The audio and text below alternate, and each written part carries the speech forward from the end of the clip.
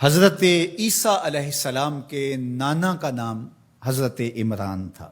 حضرت عمران کے ہاں اولاد نہیں تھی، ان کی زوجہ حضرت حنہ سلام اللہ علیہا، پیغمبروں کا خاندان ہے، پیغمبروں کی صحبت ہے، تو وہ بھی صبر شکر کر کے اللہ کی رضا پہ راضی تھی۔ گھر کے صحن کے اندر دوپہر کے وقت چارپائی بچھائے ایک درخت کے نیچے قیلولہ کرنے لگی تو ایک منظر دیکھا کہ درخت پر ایک چڑیا نے گھونسلہ ڈالا ہوا تھا اور اس نے بچے دیے ہوئے تھے۔ وہ کہیں سے اڑ کے جا کے دانا اٹھا کے لاتی اور بچہ چونچ کھولتا اور ماں اس کی چونچ میں دانا ڈال دی۔ چڑیا کے بچے کے ساتھ چڑیا کی محبت کو دیکھا تو حضرت حنہ کا دل چوٹ کھا گیا اور بارگاہ عزدی میں عرض کی، مالک تو نے جانوروں کو بھی بچے دیے ہیں اور وہ ان سے پیار کر رہے ہیں، تیرے دربار میں کیا کمی ہے اگر تو مجھے اولاد عطا کر دے۔ دل چوٹ کھا گیا، دل کی اتھاہ گہرائیوں سے دعا نکلی، عرش تک جا پہنچی۔ اللہ نے حضرت حنہ کو کرم نوازیوں سے مالا مال کر دیا۔ حضرت حنہ نے کہا، اے اللہ جو میرے بطن میں ہے میں تیرے گھر کے لیے اس کو وقف کرتی ہوں۔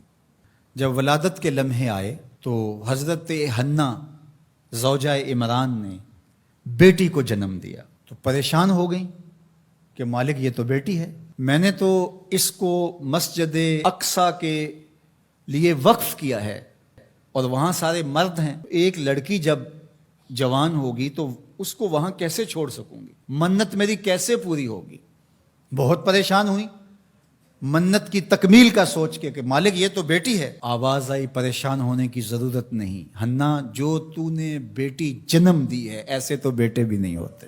اس بیٹی کا نام کیا رکھا گیا؟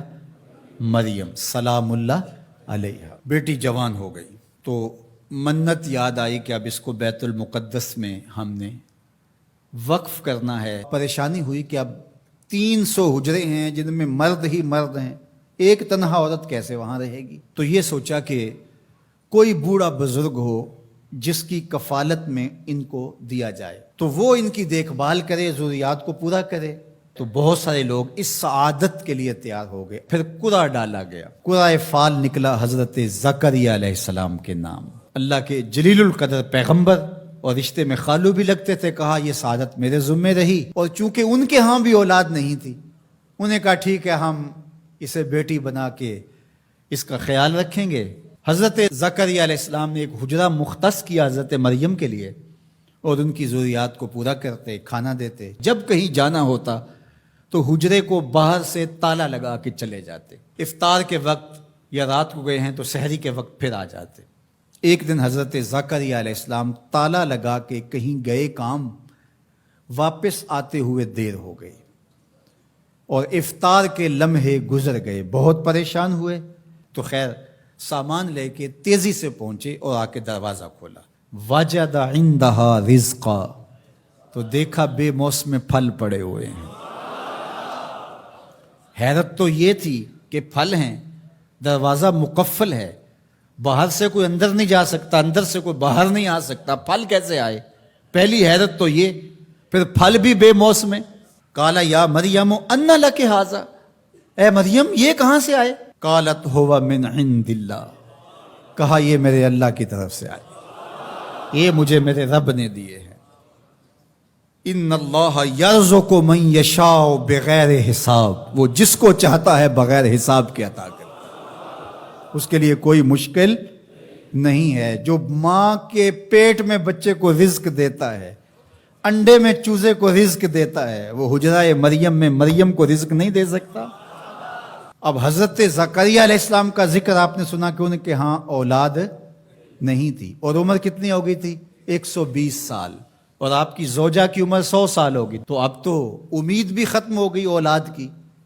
لیکن جب بے موسم پھل دیکھے نا تو اندر چھپی ہوئی امید کی موہوم سی جو چنگاری تھی وہ بھڑک اٹھی، اور حضرت زکریا نے ہاتھ پھیلا لیے، ہنالک دعا زکریا رب، مالک جب تو مریم کو بے موسم پھل دے سکتا ہے، میرے شجر عمر پر اولاد کے آنے کا موسم بیت گیا ہے، لیکن مالک کیا تو مجھے بے موسمی اولاد نہیں دے سکتا؟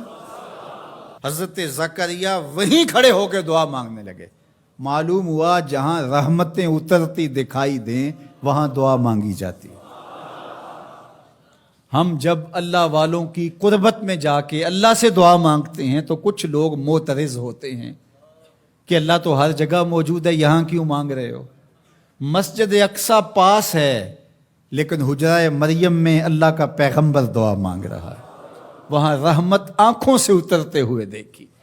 ان رحمت اللہ قریب من المحسنین، اللہ قرآن میں فرماتا ہے میری رحمت محسنین نیکوکاروں کے نیڑے ہوتی ہے. اس لیے ہم اللہ والوں کے قریب جا کے اللہ سے مانگتے ہیں، مالک تیری رحمتیں یہاں برس رہی. ہنالک دعا زکریا ربہ، وہیں کھڑے ہو کے دعا مانگنا شروع کر دی، اللہ مجھے ستھری اولاد عطا کر دے.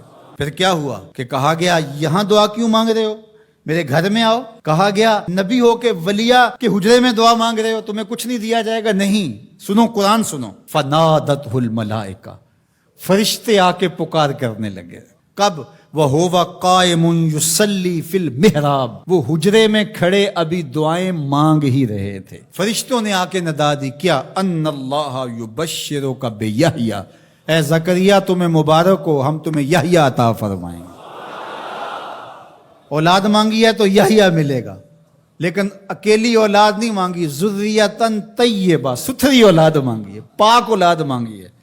تو مصدقا بکلمۃ من اللہ وسیدا وحصورا ونبیا من الصالحین، جو بیٹا دینے والے ہیں وہ کلمت اللہ کی تصدیق کرنے والا ہوگا، سردار ہوگا، عورتوں سے الگ رہنے والا ہوگا اور پیغمبر ہوگا، صالحین سے نبی ہوگا، یہ شانوں کا مالک ہوگا. فوراً دعا قبول ہو گئی. یہ ہے کرامت سیدہ مریم کے حجرے میں بے موسم پھلوں کا ملنا اور وہاں دعاؤں کا قبول ہونا.